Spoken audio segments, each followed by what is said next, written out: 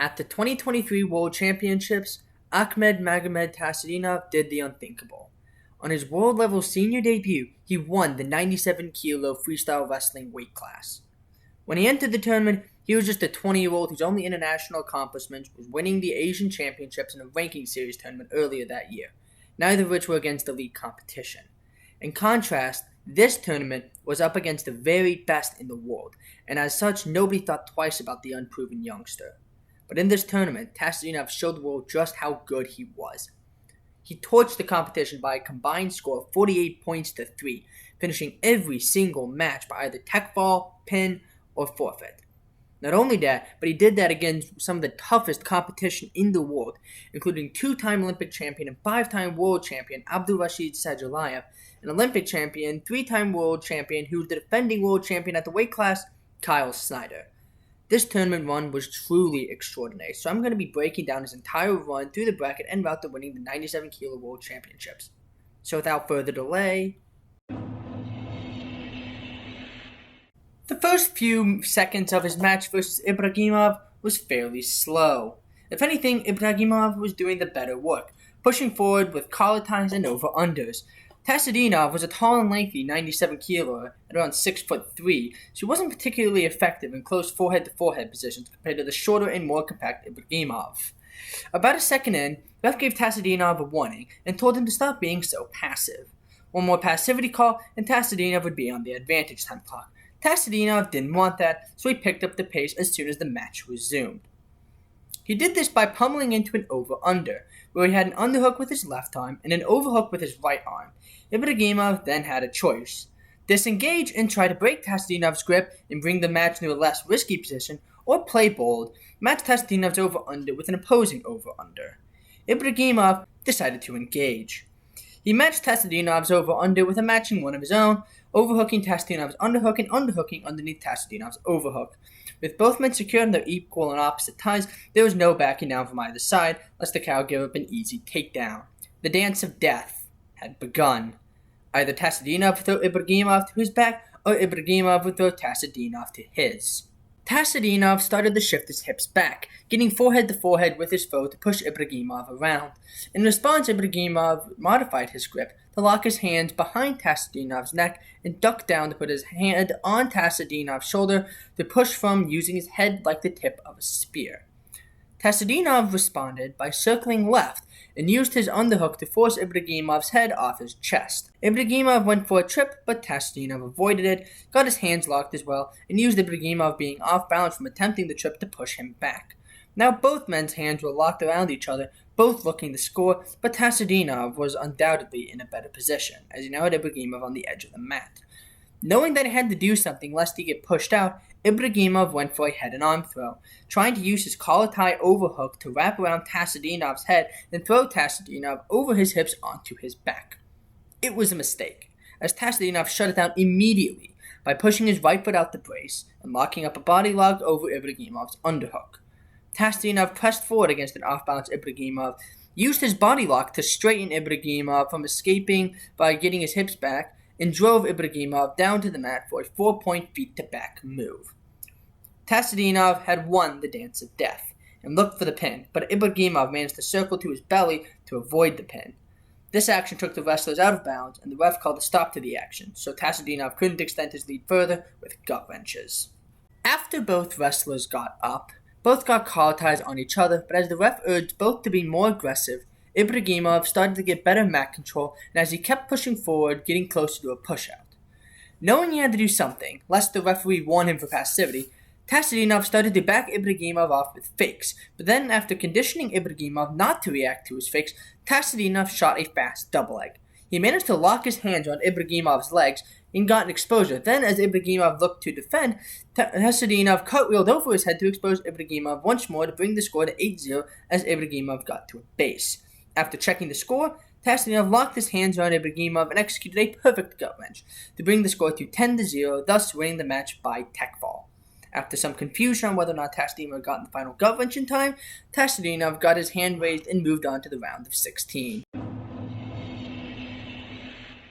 Tazudinov's next match was against Maxwell Lacey, and the match started off quick. Lacey pushed against Tazudinov, and Tazudinov used the movement to get a perfect arm drag for a takedown. After some maneuvering on the ground, Tazudinov got a trap arm and used it to gut-wrench Lacey twice to bring the score to 6-0. However, in doing so, Tazudinov took Lacey out of bounds so there could be no more gut-wrenchers. When the ref started the match back up, it only took a few seconds for Lacey to shoot, looking to get back in the match. Tazudinov easily defended a shot and counterattacked with a lightning-fast low single. Lacey looked for a chest wrap, but Tazudinov was too disciplined to get chest wrapped, as he made sure to get his hips back enough so that Lacey couldn't lift him. Tazudinov managed to lock his hands around both of Lacey's legs and circled around to get the takedown easily from there, making the score 8-0. Tazudinov looked for a gut wrench to finish off the match then and there, but couldn't quite find it, and the ref called a stalemate. After a great deal of hand fighting in open space, the ref warning both for passivity and Tazudinov specifically for hands to the face, Lacey and Tazudinov got in a mirrored collar tie. Tazudinov used the position in Lacey's low stance for a snapdown, and Tazudinov quickly circled around Lacey using his excellent agility to get a takedown and looked for a cradle to get the pin. But with the takedown, the score was now 10-0, and so the match was called off as Tazudinov had won by tech fall. Tazudinov moved on to the quarterfinals, 2-0 in the tournament with 2 first-period tech falls. The reigning world champion awaited. Tazudinov's next opponent was Kyle Snyder, the reigning 97-kilo world champion. But not only that, he had also won world championships in 2015 and 2017, as well as winning the Olympic gold in 2016. No doubt, fans were expecting a quick match. They were right. Snyder shot immediately off the whistle, looking to catch Tazudinov off guard. Tazudinov was too good to be caught unaware and sprawled backward while securing a crotch lock on Snyder to stop Snyder from doubling off. Tazudinov tried to get a go behind, but Snyder had too good a grip around Tazudinov's legs for that to happen. Tazudinov changed gears to go for a crotch lift, but Snyder did a good job circling away to prevent this. Eventually, Snyder went out of bounds, and the ref paused the match to let both wrestlers return to the center. Despite Snyder being the one that had taken the shot, it was Tazudinov, not the veteran reigning world champion Snyder, that had looked closer to scoring in that exchange. When the match restarted, Snyder pushed forward with his extraordinary strength, getting an underhook to hand fight with. After some hand fighting, Tazudinov cleared the underhook and got Snyder out in the space. Then, out of nowhere, Snyder shot for a double leg. Tazudinov couldn't quite get his hips back enough to sprawl out, but did get a body lock. Using that, and Snyder's momentum, he lifted Snyder in a perfect chest wrap off his feet and threw Snyder atop him for a 4-point feet-to-back move, giving Tazudinov the lead. Since Tazudinov threw Snyder out of bounds, there was no chance for either to get anything else, but the damage was already done. Losing, Snyder decided to adopt a new strategy, using his vastly greater strength to push Tazudinov around for push-outs and to better set up his shots. Snyder made use of his underhook, but couldn't get any points using it. After the ref warned Tazudinov for passivity, a stalemate was called, and while Tazudinov came back to begin to be more active on the feet, Snyder was still undoubtedly controlling the action. Eventually, Snyder pushed Tazudinov to the edge of the mat using his strength and his underhook, and Tazudinov shot for a low single. Snyder defended well until a stalemate was called, and afterwards he kept pushing Tazudinov toward the edge of the mat. Then Snyder went for a single leg with Tazudinov on the edge of the mat. Tazudinov countered this by overhooking Snyder's lead arm to break Snyder's grip on his leg, grabbing Snyder's right wrist with his other arm, while also elevating Snyder's left leg with his right leg. He pulled with his left arm while twisting Snyder with his leg to rotate Snyder and put him on the mat on his side as Tazudinov covered to complete the takedown. Judo fans will recognize this as an uchimata, normally done using the superior gi grips. So for Tazudinov to pull this out as a counter in a no-gi scenario is pretty impressive. But while in judo this exchange would have been worth nothing, in wrestling this was enough for a 2-point takedown, putting Tazudinov up 6-0 after some discussion as to whether or not the technique had been a push-out or a takedown. With the end of the first period rapidly approaching, Snyder needed a takedown to get back in the match. So, a beat after the ref blew the whistle, he shot in on a head-outside single leg. He got a good grip on Tazudinov's right leg, trapping it to his hip, and got a decent grip on Tazudinov's other leg, then got to his feet for a high finish. But Tazudinov got to his remaining foot also, and also got a deep hamstring grab with his left hand and put his arm around Snyder's midsection. Snyder drove forward to finish the takedown, but Tazudinov had one more insane counter for him. He dropped down underneath Snyder and pulled Snyder over him, relying on the momentum of Snyder pushing into him to send Snyder overtop him directly onto his back head first. Tazudinov finished his roll to end up on top of Snyder to complete a truly extraordinary counter. It was a clean 4-point feet-to-back move, bringing the score to 10-0 and up for a tech ball in the first period against no less than the reigning world champion. Snyder in his corner challenged, but it was for nothing, and the only thing it added was insult to injury, making the score 11-0 to finish the match. I just want to break down how insane this result and match in general was. Never before, and not since, has Snyder ever been tech-falled. Never before had he been thoroughly dominated in every exchange, even though Snyder was the one controlling the action throughout the match. This speaks to just how good Tazudinov's prep against Snyder was. He knew exactly what Snyder was going to do, and exactly how to counter or stop every attack. But just calling this match the result of a prepared opponent versus a better one that didn't have film is doing Tazudinov a major disservice. Many people have studied film on Snyder throughout Snyder's near decade-long career in preparation for a match with him. But not a single one had been able to counter Snyder the way Tazudinov had done. Fact was, with its quick, slick, and devastating counters, Tazudinov had made Kyle Snyder, 4-time world-level champion, the second most decorated wrestler in the weight class, look like a sloppy amateur who had never learned how to finish his shots properly. And that, I think, is truly extraordinary. Anyway, Akhmed Tazhudinov had just shredded the second most decorated wrestler in the weight class. Who was next? The most decorated wrestler in the weight class. Less than 2 hours after the biggest win in his career to date, Tazudinov was up to wrestle none other than the Tank, Abdulrashid Sadulaev. 2-time Olympic champion, 5-time world champion, and the only person who could be considered a tougher test than Kyle Snyder. For any other opponent, this would have been really bad. But for Tazudinov, it was worse. Tazudinov, while he represented Bahrain, was Russian and trained in Dagestan at the Abdulrashid Sadulaev Wrestling Club. Yes, he trains at the club named after his opponent. While Sadulaev doesn't wrestle at the club named after him regularly, he does wrestle there occasionally, and when he does, one of his practice partners, logically given that they wrestle at the same weight class, is none other than Tazudinov. What this basically meant was that unlike Snyder, Sadulaev knew all of Tazudinov's tricks. The creative counters that Tazudinov had surprised Snyder with would not be a surprise for Sadulaev. So while not only was Sadulaev a better opponent, Tazudinov didn't have the element of surprise to make up the difference. But while on paper, Sadulaev should wreck Tazudinov, anything can happen in wrestling. The match started. Tazudinov started aggressively, getting mat control and not giving it up, trying to control the action in stark contrast to his game plan versus Snyder. Tazudinov got Sadulaev to the warning zone, but while Sadulaev ran away from the edge, Tazudinov met him and continued to not give up mat control while creating space between him and Sadulaev. Eventually, the ref motioned Sadulaev to be more aggressive, and while Sadulaev looked for close ties, Tazudinov was doing an excellent job keeping space away between him and Sadulaev. Then the ref gave Sadulaev an official warning for passivity, but even after then, Sadulaev could not get control from Tazudinov. Eventually, after Tazudinov kept continuing to put Sadulaev on the back foot with long-distance pressure, he got what he wanted. The referee stopped the match and put Sadulaev on the activity clock. What this meant was that unless Sadulaev scored within the next 30 seconds, Tazudinov would be given a point to lead the match. As soon as the match restarted, Sadulaev tried pummeling into a collar tie, but Tazudinov shucked it and returned the match to distance. As Tazudinov kept mat control and denying Sadulaev ties of any kind, the 30-second advantage timer came and went, giving Tazudinov a 1-0 lead. Sadulaev managed to get a collar tie from hand fighting, but Tazudinov managed to clear it. Right as he got back into space, Tazudinov shot for a double leg, lightning fast. He got Sadulaev to the ground, but Sadulaev snatched up a body block to the chest wrap, a position where he was lethal. But Tazudinov was patient, knowing that rushing into Sadulaev would only result in getting exposed himself. He instead circled on the ground while slowly trying to improve his position to put Sadulaev closer to his back. This paid off as eventually Sadulaev was forced to break his lock to brace with them against the ground and avoid a pin. This was enough to count as a 2-point takedown, and when Tazudinov used the opportunity to turn his position into a leg lace, one of the most dangerous positions to have in wrestling, Sadulaev turned towards his belly to defend, and so Tazudinov simply rotated Sadulaev with his hands with his lace, which counted as another 2-point exposure.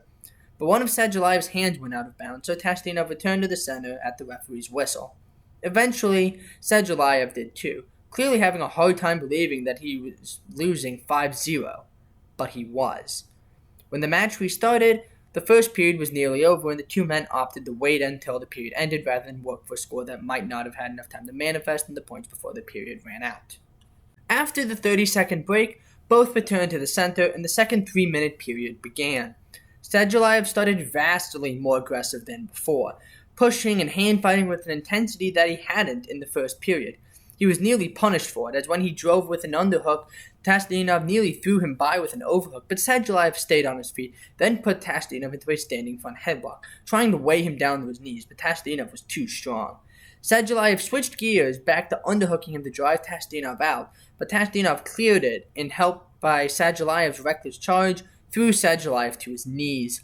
Sadulaev got up, but Tazudinov used the opportunity to time a perfect double leg from a truly unreasonable distance. Sadulaev sprawled, but in doing so, one of his feet went out of bounds, and it was enough for a push-out point to bring Tazudinov's lead to 6-0. Knowing he had the score, Sadulaev shot for a single leg straight off the whistle.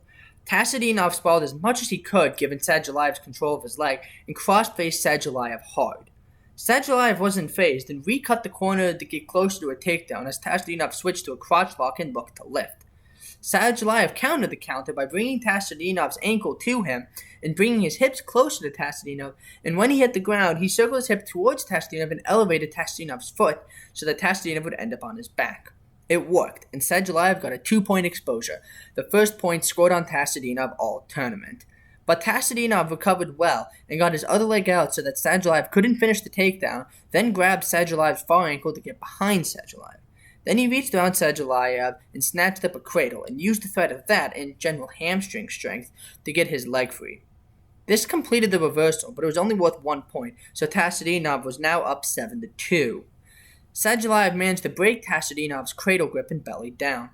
Tazudinov looked to set up a leg race, and while he got one of Sadulaev's legs, Sadulaev did some quite impressive splits to stop Tazudinov from getting control of the other leg, at which point the referee called a stalemate. While Tazudinov quickly got to his feet, Sadulaev was slow to do so to listen to his coach, but when he did, he put Tazudinov in an ear-to-ear collar tie, but Tazudinov got it to head-to-head. Sadulaev shot, but Tazudinov easily defended with his head and hands. After a bit, Sadulaev backed off, looking to reset the position, but when he did come back, he couldn't find much success. Desperate, he shot with little setup, but his head hit Tazudinov's and Sadulaev crumpled to the ground, clearly hurt. Tazudinov circled for the takedown and tried for a gut wrench, but even hurt, Sadulaev defended enough to stop any groundwork. But when the ref called a stalemate, Sadulaev rolled over, clearly in extreme pain, and crossed his arms, the symbol for a forfeit. The medics rushed over on the referee's command, and Tazudinov took a knee out of respect. After a conversation between Sadulaev and the medic, Sadulaev officially forfeited the match, giving Tazudinov the win by injury forfeit. Tazudinov had done it, albeit anticlimactically. He had beaten the Russian tank to move on to the finals, Sadulaev's first loss in 6 years, and only his second loss in his entire professional career. I just want to take a moment to manage some opinions on the match. Obviously, no, Sadulaev did not quit and fake an injury because he was too afraid to take a loss. Sadulaev was too hurt to wrestle and didn't want to keep wrestling and severely injure himself. No doubt this was an injury that he had in prep for the tournament, and the head class aggravated the injury to an extent that he couldn't wrestle. In fact, the injury was so bad that he forfeited out of not only the bronze medal match versus Kyle Snyder, but also the Olympic qualifier Veselov versus Ibrahim Sifty. If he simply exaggerated an injury to save face, you'd think he would have at least tried to beat Snyder to get Olympic qualification, but he forfeited out to avoid further injury, and I think that was the right call. The other thing I want to talk about is whether or not Tazudinov deserves credit for beating Sadulaev, as he clearly was not the same Sadulaev that had been feared for so long. I find this line of thinking really dismissive. Sadulaev felt good enough to compete when he showed up to the tournament. An injured Sadulaev is still really good, and I think Tazudinov deserves credit for beating him, as after all, he could not choose how injured Sadulaev was. All he could do was wrestle the Sadulaev that was in front of him, and he did so brilliantly to beat him. Regardless, Tazudinov had just done the unthinkable, the unimaginable. The weight class of 97 kilos freestyle had, for the better part of a decade, been ruled by two men, Kyle Snyder and Abdulrashid Sadulaev. but in consecutive matches, Tazudinov had shattered the duopoly in dramatic fashion. When the day began, nobody knew who Tazudinov was, but by the time the sun set in Belgrade, every wrestling fan knew of him. Everyone knew his name. But there was still one match left before Tazudinov could stamp his name in history. The World Championship final the following day, with everything on the line. Magomedov wasn't as decorated as Tazudinov's previous opponents. Only a European Championships gold and a World Bronze from the year before, and a World Championship silver from earlier that year were all of his major international medals. But he had made it to the finals all the same, just as intent as Tazudinov was to win. And so the final match to crown a new world champion began. Magomedov started by trying to control the center, and Tazudinov let him, as he knew that if he could get good ties, controlling the center of the mat was irrelevant. He managed to get a right side outside collar tie, and after a half fake, grabbed Magomedov's left wrist with his left arm and executed an arm drag into a head inside ankle pick. Tazudinov got a very good hold on Magomedov's left leg, which Tazudinov quickly elevated looking for a high finish. Realizing that Tazudinov was in too good a position to fight standing, Magomedov bailed to a quad pod to try and kick his leg out, but Tazudinov was right on him, not giving Magomedov an inch of room to do so. Tazudinov eventually brought Magomedov down to his knees to complete the takedown and take the early lead 2-0. But while Tazudinov worked to lock up a leg lace, Magomedov got a hold of Tazudinov's leg with his arm, which killed any chance of further points. The ref quickly called a stalemate, and the score was 2-0 Tazudinov. Upon the restart, both got mirrored collar ties as Tazudinov appeared to fight for mat control. Down, Magomedov knew he had to be aggressive and couldn't afford to get caught looking past him and give up any passivity points that would follow.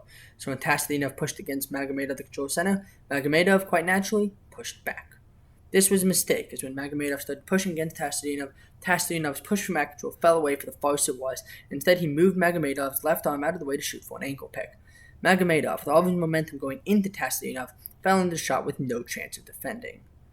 Tazudinov had perfectly baited Magomedov into giving away the takedown and finishing it with simplicity itself, as Tazudinov easily stepped around him to block Magomedov from circling, locked up a leg lace, and forced Magomedov to the ground for another 2-point takedown. Tazudinov used the lace he had to put Magomedov to his back, but the lace lock wasn't good enough to roll Magomedov through and continue exposing Magomedov with the leg lace, so Tazudinov was forced to abandon it to go for a pin. Magomedov managed to belly out, but the exchange had exposed Magomedov's back to the mat to extend Tazudinov's lead to 6-0. Tazudinov worked for a leg lace, but couldn't quite get it on parterre. He even tried the cartwheel trick he used to expose Ibragimov earlier in the tournament, but Magomedov cannily blocked it. And when Tazudinov tried again, Magomedov blocked Tazudinov's leg while scooting away to avoid another exposure. Eventually, it became clear that Tazudinov wasn't scoring from this position, and the ref called a stalemate. Tazudinov still leading 6-0. Upon the restart, Magomedov drove into Tazudinov trying to back him up, but this time being more careful with collar ties and underhooks to stop Tazudinov's attacks. Eventually, Tazudinov broke loose but was still on the edge of the mat. After continuing to shepherd Tazudinov closer and closer to out of bounds, Magomedov shot a well-timed double leg that forced Tazudinov out of bounds for a push-up point, bringing the score to 6-1 Tazudinov. Knowing full well how far behind he was and that Tazudinov's only real weakness was his ability to control the mat, Magomedov continued to drive into Tazudinov, hoping to score push-up points, set up his own shots, or bait Tazudinov into something sloppy from which he could easily counter. Tazudinov stayed disciplined, though, and even when Magomedov got a front headlock, Tazudinov shook out of it, then shucked Magomedov so that it was Magomedov near the edge and on the back foot. Magomedov eventually managed to get back to center, but Tazudinov wasn't giving him an easy time of it. Eventually, Tazudinov lightly faked the shot to get Magomedov to react. Magomedov did, by shooting for a double leg while Tazudinov was roughly an entire zip code away, desperately trying to score points before the end of the period. But for a quick wrestler like Tazudinov, Magomedov might as well have given Tazudinov several hours to react, as Tazudinov easily sprawled to stop the attack and circled for a go-behind. Magomedov, to his credit, managed to get some control over Tazudinov's legs, but the best he could hope for was a stalemate. Tazudinov got a crotch lock and used it to bring Magomedov's right leg to him, then switched his right arm to go over Magomedov's shoulder and connected his hands for a cradle. Then, in one swift motion, Tazudinov drove Magomedov to his back trying for a pin. Both of Magomedov's shoulder blades were controlled on the mat, so the ref raised his hand, signaling to the match chairman that he might call a pin. The match chairman raised his hand in confirmation, and the ref smacked the mat, signifying the pin. Tazudinov fell to his knees in emotion, and after praising God, he smiled while falling to the ground in disbelief at what he had done. But it was true. Tazudinov had done it. He had become a world champion, completing one of the greatest world championship runs ever.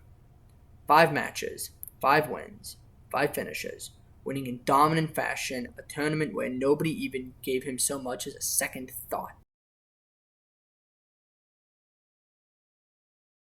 After this tournament, Tazudinov would go on to win the Asian Games later that year. The following year, in 2024, he would defend his Asian Championships title, including a 4-2 win against reigning 92-kilo world champion Ritabek Ayatukmudul in the final. Then came the Paris Olympics, where Tazudinov, owing to his run at the World Championships, was the favorite.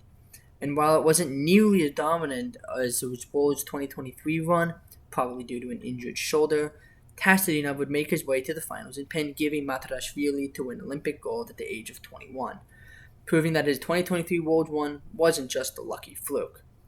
Since then, he had surgery to fix his shoulder, the rehab taking so long that he was forced to skip the Asian Championship the following year in 2025. As of the time of writing this, that puts Tazudinov's career up to date. Will he defend his title in the upcoming World Championships, or will a healthy Sadulaev return and put Tazudinov's dreams to bed? Time will tell. But either way, whether he becomes the face at 97 kilos or Sadulaev destroys him for the rest of his career, it will not diminish just how incredible Tazudinov's run at the 2023 World Championships was. So that's it for this overly long video that nobody will watch or really care about. It was really quite long, and I put a lot of effort into it between analyzing, scripting, and editing this whole video together.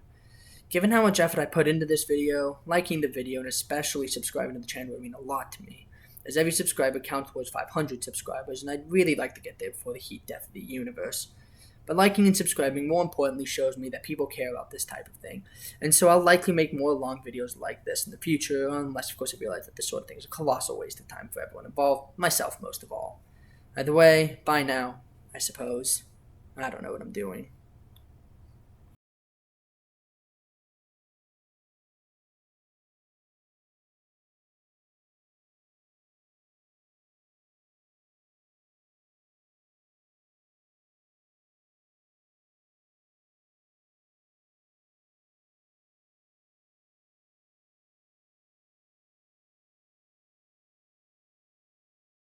Tazudinov tried to get a go behind, but Snyder, fucking hell.